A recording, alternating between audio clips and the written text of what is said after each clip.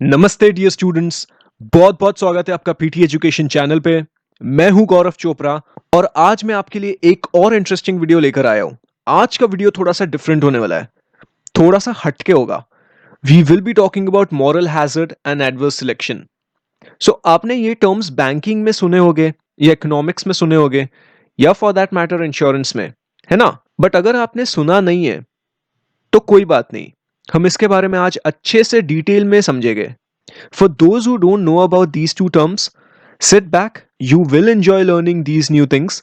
And for those who already know about these terms, I would still recommend you to continue watching this video because you will be learning something new. That's what I can guarantee for now. ठीक है, तो शुरू करें आज का session. चलिए।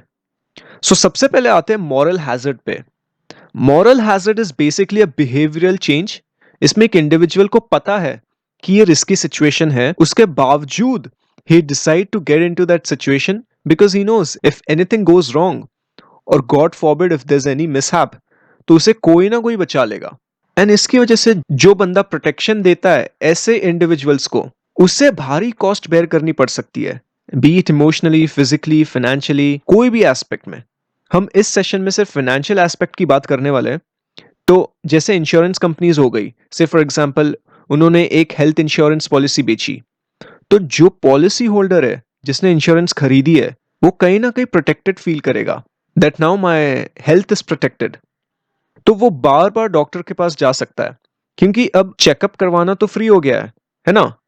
जिससे मैंने इंश्योरेंस खरीदा है वो पैसे भरेगा, मैं थोड़ी भरने वाला हूं।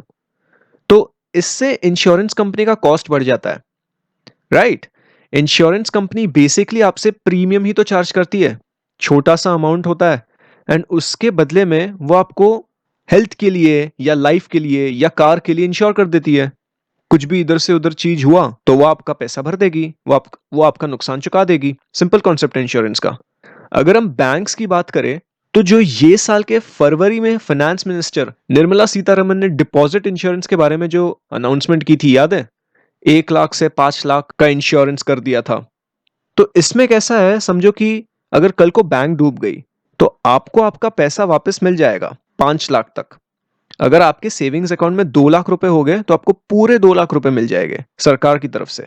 पर अगर आपके सेविंग्स अकाउंट में 8 लाख रुपए हो गए एंड वो बैंक डूब गई जिसमें आपका सेविंग्स अकाउंट था, तो आपको पूरे 8 लाख नहीं मिलेंगे, सिर्फ 5 ही लाख मिलेंगे।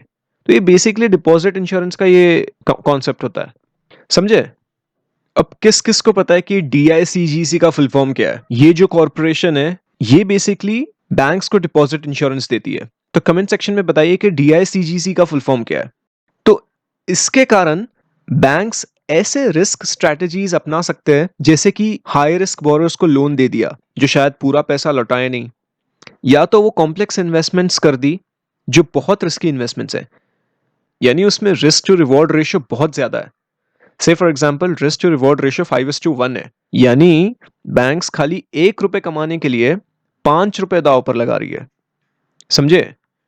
तो ऐसा होता है जब उन्हें पता है कि वो प्रोटेक्टेड है किसी भी लॉस सिनेरियो में। या तो ऐसा भी हो सकता है कि जब बैंक्स बोरोर को लेंड करती है तो बोरोर्स उन पैसों का गलत यूज कर सकते हैं, which would eventually result in a situation where it makes it less likely for borrowers to pay back the loan to the lender। जैसे बोरोअर ने बैंक से लोन लिया एंड उन पैसों से वो गैम्बलिंग करने लगा। अब गैम्बलिंग से मेरा मतलब सिर्फ ताश के पत्ते या रोलर नहीं है, it could be getting your money in share market. अब कुछ लोग शेयर मार्केट में कंपनीज में इन्वेस्ट करने के लिए पैसा लगाते हैं, इन्वेस्टिंग, ठीक है, ये याद रखिए। एंड कुछ लोग तुरंत पैसा कमाने के लिए शेयर मार्केट में पैसा लगा देते हैं, which we refer these people as intraday traders. अब इन दोनों कैटेगरीज के लोग बेसिकली एक तरीके से स्पेक्यूलेटर्स ही है, यानी वो स्पेक्यूलेट कर रहे हैं कि मार्केट्स किस तरफ जा सकता है अपनी अपनी रिसर्च के अकॉर्डिंग। अब कुछ लोग ऐसे भी होते हैं जो बिना रिसर्च करे इधर उधर से सुन के किसी भी कंपनी में पैसा लगा देते हैं एंड उन्हें रिस्क टू रिवॉर्ड रेशियो का कंसेप्ट नहीं समझता। तो अगर तुम इधर उधर चीजों में पैसे लगाते हो एंड तुम्हें लॉस हो गया and if you not able to pay to the bank on your own, तो you will have collaterals to pay back the loan, right. या वो बंदे को लगता है कि मेरे पास ऐसे कॉन्टैक्ट्स है, be it relatives for that matter, जो उधार चुका सकते हैं, तो उसे एक इंसेंटिव मिल जाता है ये सब चीजें करने को, कि बार बार रिस्कियर स्ट्रेटजीज यूज करे, क्योंकि कोई ना कोई तो मेरा लोन चुका ही देगा। So this behaviour is known as moral hazard. बात समझे? या हाउस इंश्योरेंस ले लिया आपने कल को, एंड आपको पता है कि your house is protected against theft, तो you would be less cautious about installing security, be it keeping a security guard or installing a security camera. Now, how do we exactly tackle this problem? इस behavior को कैसे रोके? अब life insurance के case में ये moral hazard दिखना थोड़ा सा मुश्किल है, क्योंकि कौन अपनी जिंदगी दांव पर लगाएगा और रिस्की चीजें करेगा? यानी स्काई डाइविंग हो गई, वो इंडिविजुअल बेशक डरेगा स्काई डाइविंग से, उसे प्रोटेक्टिव गियर्स पहनने की इच्छा होगी, है ना?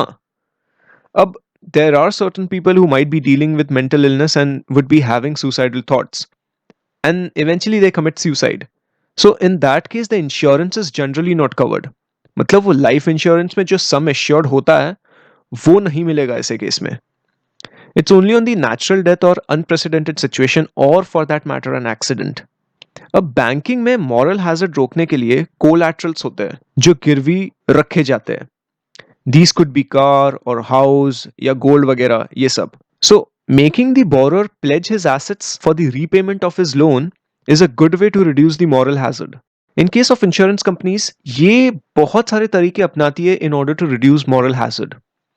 Say for example, अगर policy holder को loss हुआ, जैसे in case of house insurance against theft, तो वो इंडिविजुअल के घर में चोरी हो गई, सो इवेंचुअली कुछ इनिशियल कॉस्ट वो पॉलिसी होल्डर को बेयर करना पड़ेगा, यानी वो इंडिविजुअल उस लॉस को बेयर करेगा, एंड बाकी का बचा हुआ लॉस इंश्योरेंस कंपनी बेयर करेगी. या को इंश्योरेंस कंडीशन हो सकती है कि एक pre determined percent of loss insurance company bear करेगी and that's it, the remaining would be on the policy holder. या तो तीसरा, इंश्योरेंस कंपनी उस अमाउंट पे ही लिमिट लगा देगी कि तुम इतना ही क्लेम कर सकते हो. तो इस तरह से दोनों इंडिविजुअल यानी policy holder and insurance company would be bearing the cost, ताकि पॉलिसी होल्डर की तरफ से मॉरल हैजर्ड की सिचुएशन ना पनपे. समझे? अब आते हैं एडवर्स सिलेक्शन पे. एडवर्स सिलेक्शन एक ऐसी सिचुएशन बन जाती है कि जब कोई भी इंडिविजुअल को पूरी इंफॉर्मेशन नहीं रहती एंड कुछ स्पेसिफिक चीज में वो डिसीजन ले लेता है, उसे एडवर्स सिलेक्शन बोलते हैं. अब इस केस को इकोनॉमिक्स में asymmetry of information भी कहते हैं, wherein one party in the transaction knows more information than the other party in the transaction, and eventually the person with less information gets exploited. तो इसके वजह से एक inefficiency आ जाती है मार्केट में, be it with respect to price or be it with respect to the number of goods and services sold. अगर हम इंश्योरेंस कंपनी के केस में बात करें, तो इंश्योरेंस कंपनी से भी भूल हो सकती है, जैसे वो एक ऐसे इंडिविजुअल को पॉलिसी बेच दे जो उतने रेंज के प्रीमियम में वो इंडिविजुअल वर्थ नहीं है. जैसे दो बंदे, एक बंदा स्मोक करता है एंड एक्सरसाइज नहीं करता, दूसरा बंदा स्मोक नहीं करता बट एक्सरसाइज करता है, and if these two people go to the insurance company to buy insurance for themselves, then the premium charge to both should be different and not same, right? क्योंकि वही premium पे अगर smoker को insurance मिल रहा है जो कि उसकी लाइफ भयंकर रिस्क पे है, यानी कैंसर होने के ज्यादा चांसेस है, comparatively to someone who is paying the same premium and this person doesn't smoke and tries to stay fit. So for someone who is very cautious about his health, then that would be really unfair for him, right? अगर उसको premium उतना ही charge करेंगे जो एक smoker को charge करेंगे. And insurance companies are more susceptible in paying the sum to someone who is a chain smoker than to someone who doesn't smoke. Or in case of selling insurance to someone who has a bad driving records. यानी accidents हुए past में, उसमें बहुत ज्यादा चलान कटे. If insurance company doesn't know his past records, then again unfair हो जाएगा उस बंदे के लिए जिसके ड्राइविंग रिकॉर्ड्स अच्छे हैं. And if the insurance company knows about the individual's bad driving records, तो insurance company would want to charge more premium to these individuals. Or if the individual plans to goof up a little with his address proofs, showing an address where less premium is charged because वहाँ accidents कम होते हैं. And he stays in an area where accidents occur quite often and thus the premium is higher for such areas. तो इस case में भी auto insurance company को सतर्क रहना पड़ेगा. बात समझे? एंड जैसे जैसे new and latest information individual के बारे में समझेगी, वैसे वैसे इन इंश्योरेंस कंपनीज को रिस्क असेसमेंट को अपडेट करना पड़ेगा. अगर हम कॉर्पोरेट वर्ल्ड की बात करें, यहां पे भी इन्वेस्टर्स के थ्रू एडवर्स सिलेक्शन देखने मिल सकता है. से फॉर एग्जांपल कंपनी को पता है कि उसके शेयर्स ओवर वैल्यूड है एंड इन्वेस्टर्स को ये चीज पता नहीं है। Eventually if company decides to issue these shares तो buyers might end up buying over valued stocks, है ना। तो इसमें अगेन इंफॉर्मेशन की कमी थी इन्वेस्टर्स के साइड से। इसे ही असिमेट्री ऑफ इंफॉर्मेशन कहते हैं, समझे। एक और सिंपल एग्जांपल निकल के आता है सेकंड हैंड कार्स मार्केट का। अब सेलर को पता होगा कि उसे जो कार बेचनी है उसमें क्या क्या फॉल्ट्स है, वो बायर को पता कैसे रहेगा पहले से ही। जब तुम गाड़ी खरीदते हो तो उसके बाद ऊपर से 10 खर्चे आ जाते हैं। अब ये मैं सेकंड हैंड कार्स की बात कर रहा हूं एंड ये सब चीजों की वजह से इवेंचुअली बेकार गाड़ियां पहले बिक जाती है एंड अच्छी गाड़ियां नहीं बिकती। इसीलिए सेकंड हैंड कार मार्केट में कार की प्राइसेस कम हो जाती है and low quality of cars would flowed in the market. अब इस टॉपिक पे बहुत अच्छा रिसर्च पेपर लिखा गया है एक नोबेल प्राइज विनर के द्वारा। ये व्यक्ति ने द मार्केट फॉर लेमन्स नाम का एक रिसर्च पेपर लिखा है 1970 में एंड इन्हें इस रिसर्च पेपर पे नोबेल प्राइज इन इकोनॉमिक्स का पुरस्कार मिला है। तो आप कमेंट सेक्शन में बताइए कि ये व्यक्ति कौन थे, ठीक है। Anyway, so individuals, be it buyer of such cars or investors or insurance companies, they should do their thorough research before getting involved into such transactions so that proper risk assessments are performed in order to avoid adverse selection. अब आप moral hazard और adverse selection इन दोनों का difference समझ लो। दोनों में asymmetry of information होता है। The only difference is moral hazard में behavior changes agreement के बाद होते हैं।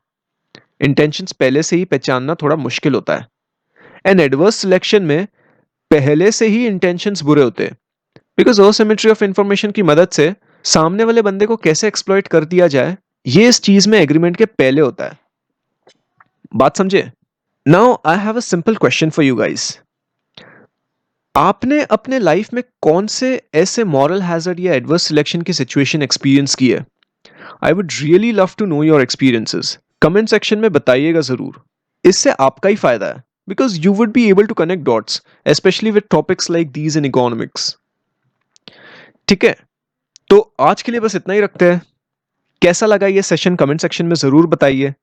If you like this video make sure you hit that like button, share this video with your like minded friends, your colleagues, और अगर आपका कोई सवाल या सुझाव हो तो उसे कमेंट सेक्शन में जरूर बताइए। We now come to an end to this session. Here are some useful resources for you from PD family. Make use of these. उम्मीद करता हूं यह सेशन आपको पसंद आया होगा। नमस्ते, जय हिंद।